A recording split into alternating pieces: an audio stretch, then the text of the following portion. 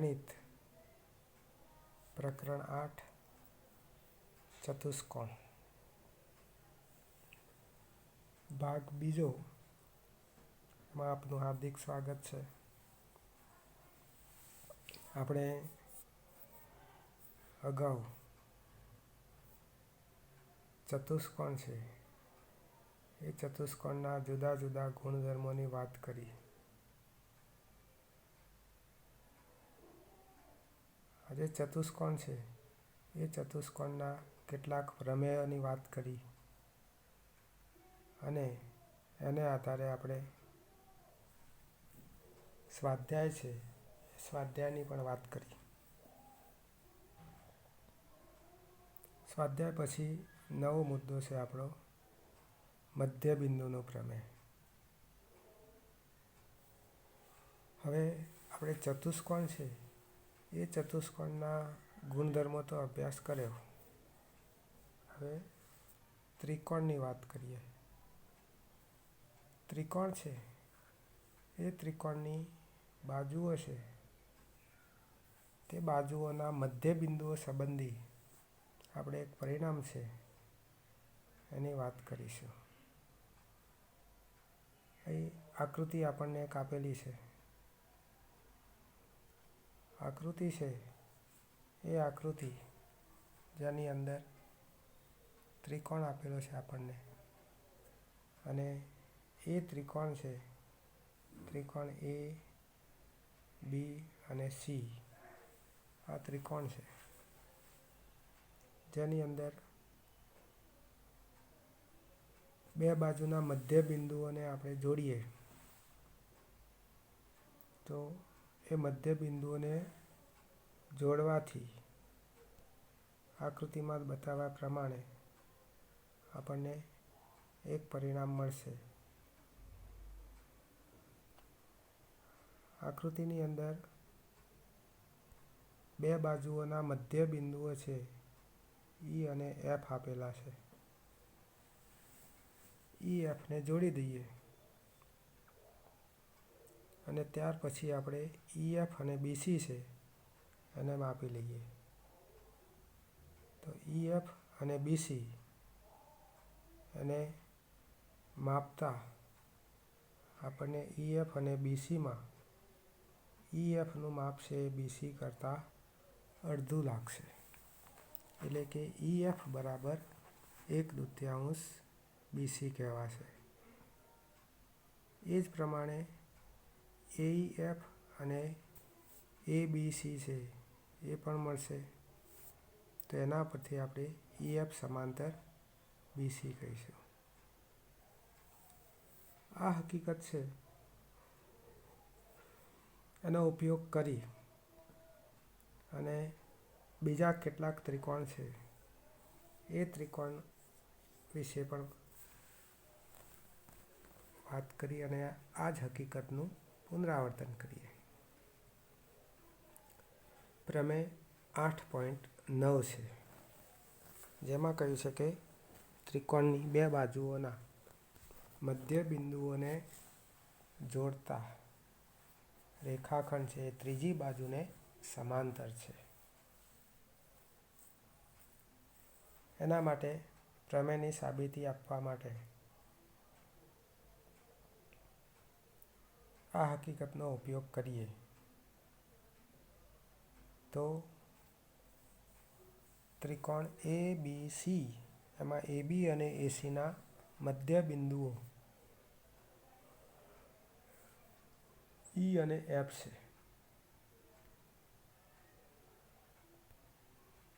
તો ઈ અને એફ આ જે મધ્યબિંદુઓ છે એને જોડીશું તો એના પરથી સીડી સમાંતર બીએ એ આપેલું છે.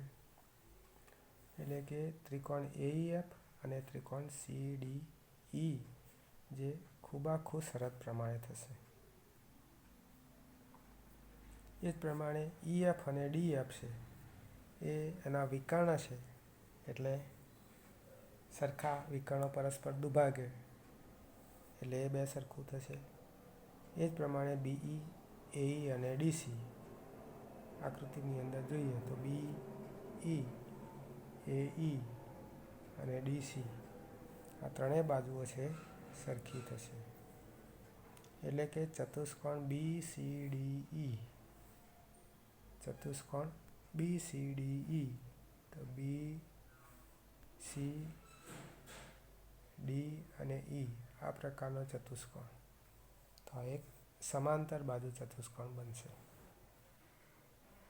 અને સમાંતર બાજુ ચતુષ્કોણ બને તો સામસામેની બાજુઓ સમાંતર થશે. EF સમાંતર BC થશે. એ જ રીતે EF છે એના બરાબર 1/2 ED અને એના બરાબર 1/2 BC. આગળ આપણે પ્રમેયની વાત કરી છે એનું. એટલે પ્રમેય 8.9નું પ્રતિપ્રમેય છે એ પણ સાચું છે. તેનું પ્રતિપ્રમેય છે એને રજૂઆત કરીએ તો પ્રમેય 8.10 ત્રિકોણની એક બાજુના મધ્ય બિંદુમાંથી બીજી બાજુને સમાંતર દોરેલી રેખા ત્રીજી બાજુને દુભાગે છે. એ આકૃતિની અંદર જોઈએ તો એબીનું મધ્ય બિંદુ ઈ છે. ઈમાંથી પસાર થતી રેખા એલ એ બીસીને સમાંતર છે અને સમાંતર પસાર થતી રેખા છે. એટલે કે CM સમાંતર AB થશે અને CM સમાંતર AB, CM અને AB આ બે સમાંતર બાજુ, તેનાથી બનતા ત્રિકોણ AEF અને ત્રિકોણ CDF આ બંને ત્રિકોણ છે એ પણ એકરૂપ થશે.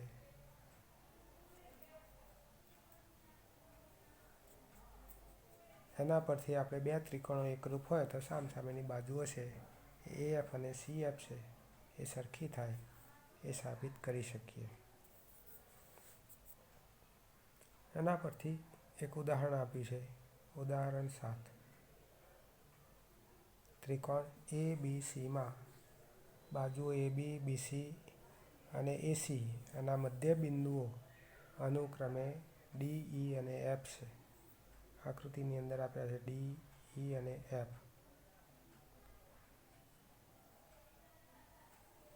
D, E અને F એને જોડતા ત્રિકોણ ABC છે એનું 4 એકરૂપ ત્રિકોણોમાં વિભાજન થાય છે એમ સાબિત કરો.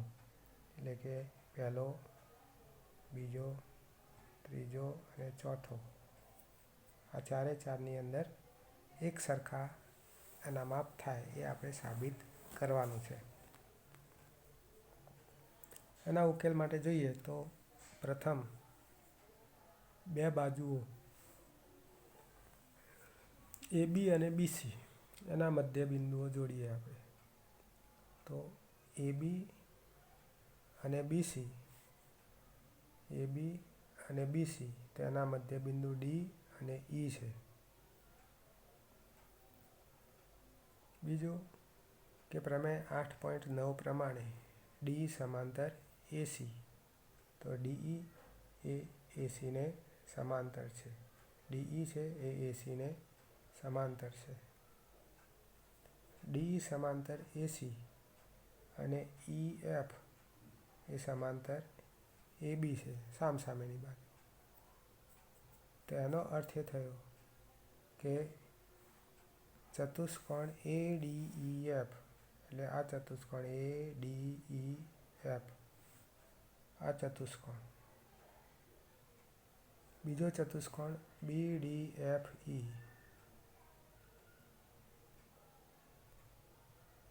BDFE એટલે ચતુષ્કોણ BDF અને E આ ચતુષ્કોણ.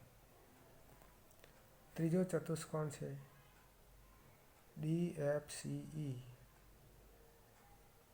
DFCE,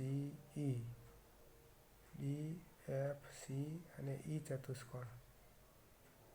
તો આ પ્રમાણે DFCE આ ચતુષ્કોણ છે તો આ ત્રણે ત્રણ ચતુષ્કોણ છે તે સમાંતર બાજુ ચતુષ્કોણ થશે. સમાંતર બાજુ ચતુષ્કોણ BDFE છે એનો વિકર્ણ DE છે અને DE વિકર્ણ છે તો એનાથી બનતા બે ત્રિકોણો છે એકરૂપ છે. એ જ પ્રમાણે ત્રિકોણ DAF અને FED આ ત્રિકોણ પણ એકરૂપ થશે. તો આ પ્રમાણે ચારેય ત્રિકોણો છે તે એકરૂપ થશે, જે આપણે સાબિત કરવાનું હતું. આ જ રીતે ઉદાહરણ 8 છે. તો ઉદાહરણ 8ની અંદર પણ L, M અને N આ ત્રણ રેખાઓ છે અને એની છેદિકાઓ છે એ P અને Q. આ બે છેદિકાઓ એ રીતે દોરી છે, એ રીતે છેદે છે કે L અને M અને N રેખાઓ છે P પર સમાન અંતઃખંડો કાપે છે.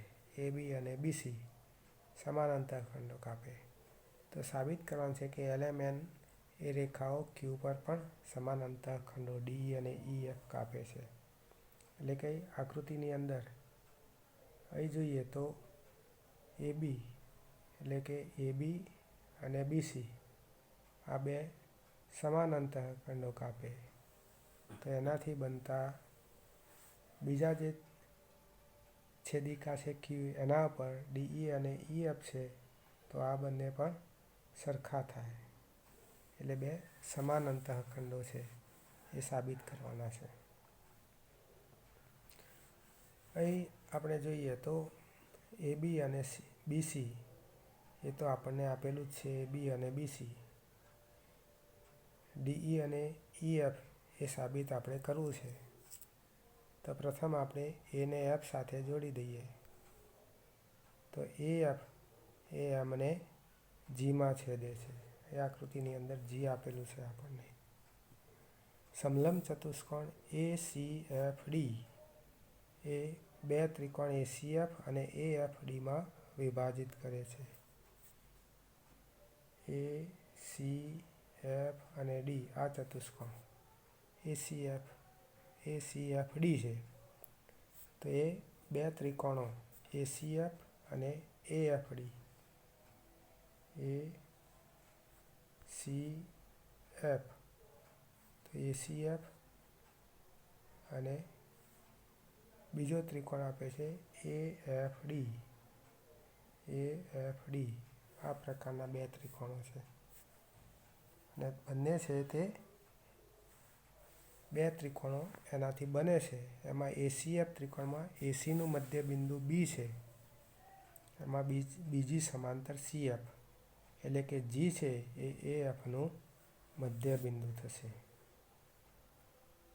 આ જ રીતે ત્રિકોણ AFD છે એમાં AFનું મધ્ય બિંદુ G છે, જેમાં GE સમાંતર AD છે. અને પ્રમેય 8.10 પ્રમાણે કહીએ તો E છે એ DEનું મધ્ય બિંદુ થશે, DFનું મધ્ય બિંદુ છે. એટલે કે DE બરાબર EF થશે. બીજી રીતે કહીએ તો રેખાઓ L, M અને N એ રેખા Q પર પણ સમાન અંતઃખંડો કાપે છે. આ રીતે આ સિદ્ધાંતોનો ઉપયોગ કરીએ. આ સિદ્ધાંતો એ ત્રિકોણના સિદ્ધાંતો છે. ત્રિકોણની બાજુઓના મધ્ય બિંદુઓ છે, એને લગતા ગુણધર્મો. અને એ ગુણધર્મોનો ઉપયોગ કરી અને આપણે સ્વાધ્યાય 8.2 છે એની ગણતરી કરવાની છે. સ્વાધ્યાય 8.2 એની અંદર કુલ 7 દાખલા છે એ આપણને આપેલા છે. તો આપણે એ દાખલાઓનું સોલ્યુશન છે એ કરવા માટે પ્રયત્ન કરીશું. પ્રથમ દાખલો છે તો એની અંદર ચતુષ્કોણ ABCD અને એ ચતુષ્કોણ ABCDમાં બાજુઓ AB, BC, CD અને DAના મધ્ય બિંદુઓ અનુક્રમે P, Q, R અને એસ છે. એસી તેનો વિકર્ણ છે. એના પરથી આપણે 3 પરિણામ છે સાબિત કરવાના છે. પહેલું પરિણામ એસઆર સમાંતર એસી અને એસઆર બરાબર 1/2 એસી. બીજું પરિણામ છે પીક્યુ બરાબર એસઆર અને ત્રીજું છે પીક્યુઆરએસ એ સમાંતર બાજુ ચતુષ્કોણ છે. તો અહીં આપણને જે આકૃતિ આપેલી છે તેનો વિચાર કરીએ તો ચતુષ્કોણ એ બી સી ડી, આ ચતુષ્કોણ એમાં એ બી, બીસી, સીડી અને ડીએ એના મધ્ય બિંદુઓ છે એ અનુક્રમે પી, ક્યુ, આર અને એસ આપેલા છે. હવે પ્રથમ સાબિત કરવા માટે આપણે ચતુષ્કોણ એ બી સી ડી છે એનો એક વિકર્ણ એસી જોડીશું તો એનાથી ત્રિકોણ એડીસી બનશે. આ ત્રિકોણ બનશે. ત્રિકોણ એડીસી છે. હવે ત્રિકોણ એડીસીમાં બાજુ એડીનું મધ્યબિંદુ અને સીડીનું મધ્યબિંદુ અનુક્રમે એસ અને આર આપેલા છે. આપણે અગાઉ ગુણધર્મ શીખી ગયા કે ત્રિકોણની બે બાજુના મધ્યબિંદુઓને જોડતો રેખાખંડ ત્રીજી બાજુને સમાંતર થશે. એટલે કે એસઆર છે એ એસીને સમાંતર થશે. તો પહેલું વિધાન થયું એસઆર સમાંતર એસી. બીજો એ જ ગુણધર્મ છે કે એસઆરનું માપ છે એ એસી કરતાં અડધું એટલે કે એસઆર બરાબર 1/2 એસી થશે.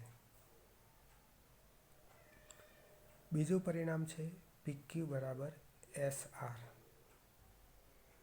તો પીક્યુ બરાબર એસઆર કરવા માટે જેમ આપણે ત્રિકોણ એડીસી બતાવે છે એ જ પ્રમાણે ત્રિકોણ એબીસી બતાવીશું. ત્રિકોણ એબીસી અને ત્રિકોણ એડીસી છે. એના બે બાજુઓના મધ્યબિંદુઓ એને જોડતો રેખાખંડ એ ત્રીજી બાજુને સમાંતર અને એના માપથી અડધો એ પરિણામ 1 કહીએ. એ જ પ્રમાણે આ બે બાજુઓ છે એના મધ્યબિંદુઓ છે એને જોડતો રેખાખંડ એ ત્રીજી બાજુને સમાંતર અને એના કરતાં અડધો છે. એટલે કે પીક્યુ છે એના બરાબર 1/2 એસી થશે અને એસઆર છે એના બરાબર પણ 1/2 એસી થશે. 1/2 એસી છે એ કેન્સલ કરીએ આપણે તો એના પરથી પીક્યુ અને એસઆર બે સરખા થશે એટલે પીક્યુ બરાબર એસઆર. બીજું પીક્યુઆરએસ એ સમાંતર બાજુ ચતુષ્કોણ છે. અહીં આપણે સાબિત કર્યું છે પરિણામ 2 કે જેમાં પીક્યુ બરાબર એસઆર એટલે કે સામસામેની બાજુઓ છે. એ જ રીતે ક્યુઆર અને પીએસ છે એ પણ મધ્યબિંદુઓને જોડતા રેખાખંડો છે. એટલે આ જ પ્રમાણે એ પણ સમાન થશે જેને પરિણામ આપણે 2 કહીએ. અને સામસામે બાજુઓની બંને જોડ છે એ સમાંતર હોય અને એકરૂપ હોય તો આપણે આને સમાંતર બાજુ ચતુષ્કોણ કહીશું. એટલે કે ચતુષ્કોણ પીક્યુઆરએસ એ સમાંતર બાજુ ચતુષ્કોણ છે. તો આ પ્રમાણે આપણે અલગ અલગ સિદ્ધાંતો છે એનો ઉપયોગ કરી અને દાખલાની સાબિતી છે તે આપી શકીશું.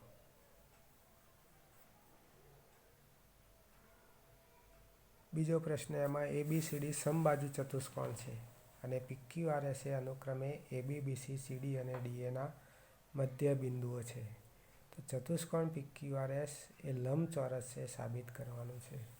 ઉપરની આકૃતિ હતી એના જેવી જ આકૃતિ છે એ જ પ્રમાણેની આકૃતિ દોરી અને આપણે ગુણધર્મો પણ એ જ ઉપયોગ કરીશું કે સામસામેની બાજુઓ છે એ સરખી છે. કોઈ એક ખૂણો કાટખૂણો બતાવી દઈએ આપણે એને, તો સમાંતર બાજુ ચતુષ્કોણમાં એક ખૂણો કાટખૂણો થઈ જાય તો એ આપેલો ચતુષ્કોણ એ લંબચોરસ છે એમ કહેવાય. ત્રીજો દાખલો છે, તેમાં ABCD એ લંબચોરસ છે જેની બાજુઓ AB, BC, CD અને DA એના મધ્ય બિંદુઓ અનુક્રમે PQ, R અને S છે. આપણે સાબિત કરવું છે કે ચતુષ્કોણ PQRS એ સમબાજુ ચતુષ્કોણ છે. ABCD એક લંબચોરસ દોરી દઈએ આપણે. એમાં AB, BC, CD અને DA એના મધ્ય બિંદુઓને આપણે PQRS વડે દર્શાવી દઈએ. જે ઉપર આકૃતિમાં બતાવ્યું છે તે જ, પણ આકૃતિમાં એમાં આપણે લંબચોરસ બતાવીશું ABCD અને PQRS છે એ એના મધ્ય બિંદુઓ બતાવીશું. એને ક્રમમાં જોડી દઈએ તો ચતુષ્કોણ PQRS છે એ સમબાજુ છે એ બતાવવું છે. તો પ્રથમ દાખલાની અંદર જે આપણે ગુણધર્મોનો ઉપયોગ કર્યો તે જ ગુણધર્મોનો ઉપયોગ કરીશું. એક વિકર્ણ દોરીશું અને વિકર્ણ છે એ તેની બે બાજુઓ છે એ બાજુઓ, એક ત્રિકોણની બે બાજુઓ એના મધ્ય બિંદુઓને જોડતો રેખાખંડ એ ત્રીજી બાજુને સમાંતર અને એના માપ કરતાં અડધો હોય છે. આ સિદ્ધાંતનો ઉપયોગ કરીશું. એ જ રીતે એની સામેનો ત્રિકોણ છે, એની અંદર પણ એ જ પ્રમાણે બતાવીશું આપણે. એટલે સામસામી બાજુઓની એક જોડ સમાંતર થઈ. એ જ પ્રમાણે બીજી બે જોડ છે તે પણ આપણે સરખી બતાવીએ તો ચારે ચાર બાજુઓ સમાન થઈ જાય તો ચતુષ્કોણ PQRS એ સમબાજુ ચતુષ્કોણ છે. તે પ્રમાણે આપણે સાબિત કરી શકીએ. એટલે આ રીતે આપણે દાખલા છે એની સાબિતી આપવા માટે પ્રયત્ન કરીશું, ટ્રાય કરીશું. તો થોડોક આપણને પ્રયત્ન કરવાથી સાબિતી છે એના ગુણધર્મો છે એ કેવી રીતે ઉપયોગ કરવા તેનો ખ્યાલ આવશે. આખા પ્રકરણની અંદર આપણે જે વાત શીખ્યા છીએ એ મુદ્દાઓ અને એ મુદ્દાઓનો સારાંશ આપ્યો છે. ફરી આપણે એક વખત એને હાઇલાઇટ કરી લઈએ. પહેલું છે તો એની અંદર ચતુષ્કોણના ખૂણાઓનો સરવાળો 360 થાય છે. પહેલો સિદ્ધાંતની આપણે વાત કરી કે ચતુષ્કોણ છે તો ચતુષ્કોણના ચારેય ખૂણાના માપનો સરવાળો 360 થાય છે. આ ગુણધર્મનો ઉપયોગ કરી અને આપણે દાખલાની ગણતરી કરી શકીએ. ચારેય ખૂણાના માપ છે એ 2:3:4:5 આમ અલગ અલગ જેમ સ્વરૂપે આપણને આપેલા હોય તો એની સાથે x લખી અને આ સિદ્ધાંતનો આપણે ઉપયોગ કરીએ કે ખૂણો A + B + C + D બરાબર 360. તો એમાંથી આપણને x મળી જાય અને xની કિંમત છે ખૂણાની અંદર મૂકીએ જે તે ખૂણામાં તો ખૂણાનું માપ પણ મળશે. બીજો ગુણધર્મ છે સમાંતર બાજુ ચતુષ્કોણનો વિકર્ણ છે તેને બે એકરૂપ ત્રિકોણમાં વિભાજિત કરે છે. સમાંતર બાજુ ચતુષ્કોણ હોય એટલે કે સામસામેની બાજુઓ છે એ સરખી હોય તો સમાંતર બાજુ ચતુષ્કોણ અને એનો એક વિકર્ણ છે એ બે એકરૂપ ત્રિકોણ, બે સરખા માપના ત્રિકોણ બનાવે છે. તે આપણે સાબિત કરવાનું છે, જે આપણે ઉપર સાબિત કરીશું. ત્રીજો ગુણધર્મ આપણે એ શીખ્યા કે સમાંતર બાજુ ચતુષ્કોણમાં સામસામેની જે બાજુઓ છે એ સમાન હોય છે. સામસામેના ખૂણાઓ છે એ પણ સમાન છે અને વિકર્ણો છે એ એકબીજાને દુભાગે છે. એટલે સમાંતર બાજુ ચતુષ્કોણ દોરીએ તો આ પ્રમાણે સમાંતર બાજુ ચતુષ્કોણ છે તો એમાં સામસામેની બાજુઓ છે એ સમાન થશે. સામસામેની બાજુઓ આ જ પ્રમાણે સમાન થશે. એ જ રીતે સામસામેના ખૂણાઓ છે એ પણ સરખા થશે. સામસામેના ખૂણાઓ છે એ પણ સરખા થશે. એટલે ખૂણાઓ છે એ સમાન છે અને વિકર્ણ છે, આ એક વિકર્ણ એનો, આ બીજો વિકર્ણ એનો, તો આ બંને વિકર્ણો પણ એકબીજાને પરસ્પર દુભાગે છે, બે સરખા ભાગ કરે છે. એટલે વિકર્ણો એકબીજાને દુભાગે છે એની આપણે વાત કરી. ચોથો મુદ્દો એ હતો કે ચતુષ્કોણમાં સામસામેની બાજુઓ સમાન હોય અથવા સામસામેના ખૂણાઓ સમાન હોય અથવા વિકર્ણો એકબીજાને દુભાગે અથવા સામસામેની બાજુઓની કોઈપણ એક જોડની બાજુઓ સમાન અને સમાંતર હોય તો તે ચતુષ્કોણ એ સમાંતર બાજુ ચતુષ્કોણ છે. એટલે કે ચતુષ્કોણ સમાંતર બાજુ ચતુષ્કોણ હોવા માટેની આ જુદી જુદી શરતો છે એ શરતો આપણને આપેલી છે. પાંચમો મુદ્દો આપણે એ શીખ્યા કે લંબચોરસના વિકર્ણો છે એ પરસ્પર દુભાગે છે અને સમાન છે. એટલે વિકર્ણ દુભાગે છે અને સમાન છે અને તેનું પ્રતિપ્રમેય પણ સત્ય છે. એટલે કે વિકર્ણો જો દુભાગે તો એ સમાન છે લંબચોરસના વિકર્ણો. બીજું એનાથી ઉલટું કહીએ તો વિકર્ણો પરસ્પર દુભાગે અને સમાન હોય તો એ ચતુષ્કોણ એ લંબચોરસ ચતુષ્કોણ છે. એટલે આ રીતે તેના વિધાનો છે અને પ્રતિપ વિધાન છે બંને સાચા છે. છઠ્ઠું છે સમબાજુ ચતુષ્કોણના વિકર્ણો પરસ્પર કાટખૂણે દુભાગે છે અને તેનું પ્રતિપ વિધાન છે એ પણ સાચું છે. એટલે કે સમબાજુ ચતુષ્કોણ હોય તો એના વિકર્ણો પરસ્પર કાટખૂણે દુભાગે. પ્રતિવિધાન કહીએ તો એના વિકર્ણો પરસ્પર દુભાગે તો એ ચતુષ્કોણ એ સમબાજુ ચતુષ્કોણ થાય. સાતમો મુદ્દો આપણે એ શીખ્યા કે ચોરસના વિકર્ણો પરસ્પર કાટખૂણે દુભાગે અને સમાન છે. આ પણ બંને વિધાન એના ઉલટા સુલટી સાચા છે. પ્રતિપ વિધાન પણ સાચું છે કે ચોરસ હોય તેના વિકર્ણો કાટખૂણે દુભાગે અને સમાન હોય. એ જ રીતે એનાથી ઉલટું પણ સાચું છે કે જે ચતુષ્કોણના વિકર્ણો કાટખૂણે દુભાગે અને સમાન હોય તો એ ચતુષ્કોણ છે એ ચોરસ હોય.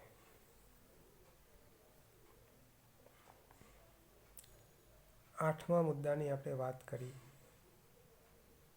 તો એની અંદર ત્રિકોણની કોઈપણ બે બાજુના મધ્ય બિંદુઓને જોડતો રેખાખંડ એ ત્રીજી બાજુને સમાંતર છે અને તેના માપથી અડધો છે. એટલે કે ત્રિકોણ છે એ ત્રિકોણ એની બે બાજુના મધ્ય બિંદુને જોડતો રેખાખંડ તો એ ત્રીજી બાજુ કરતાં અડધો છે અને તેને સમાંતર છે. એટલે ત્રીજી બાજુને સમાંતર અને તેના માપ કરતાં અડધો એટલે કે આ 4 હોય તો આ 2 થશે, આ 2 હોય તો આ 1 થશે. આ રીતે એના માપથી અડધો છે. નવમો મુદ્દો આપણે એ જોયું કે ત્રિકોણની એક બાજુના મધ્ય બિંદુમાંથી પસાર થતી અને બીજી બાજુને સમાંતર રેખા એ ત્રીજી બાજુને દુભાગે છે. એટલે કે આપણને ત્રિકોણ આપેલો હોય તો એ ત્રિકોણ છે એ ત્રિકોણની એક બાજુનું મધ્ય બિંદુ, આ ત્રણેય બાજુના મધ્ય બિંદુઓ છે એમાંથી એક બાજુના મધ્ય બિંદુમાંથી પસાર થતી અને બીજી બાજુને સમાંતર હોય તેવી રેખા, આ બીજી બાજુને સમાંતર હોય તેવી રેખા ત્રીજી બાજુને દુભાગે છે. એટલે કે આના બે સરખા ભાગ કરે છે.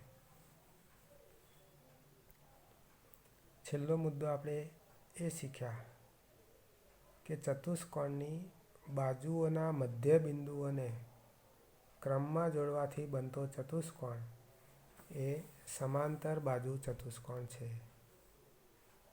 કોઈ પણ ચતુષ્કોણ હોય તેની બાજુઓના મધ્ય બિંદુઓ છે એને ક્રમની અંદર જોડી દઈએ. આનું મધ્ય બિંદુ, આનું મધ્ય બિંદુ અને આનું મધ્ય બિંદુ એને ક્રમમાં જોડીશું. તો આ પ્રમાણે ક્રમમાં જોડવાથી સમાંતર બાજુ ચતુષ્કોણ બનશે. એટલે બાજુઓના મધ્ય બિંદુઓને ક્રમમાં જોડીએ તેનાથી બનતો ચતુષ્કોણ એ સમાંતર બાજુ ચતુષ્કોણ છે. એ વિદ્યાર્થી મિત્રો, આ રીતે આપણે અહીં પ્રકરણ 8 છે જે ચતુષ્કોણનું પ્રકરણ છે તે ચતુષ્કોણનું પ્રકરણ અહીં આપણે પૂર્ણ કરીએ છીએ. તમારે એમાંથી સાબિત કરવાના જે પ્રમેય છે તે એ તૈયાર કરવાના, જેનો ઉપયોગ છે એ દાખલાઓની સાબિતી આપવાની અંદર પણ થાય છે.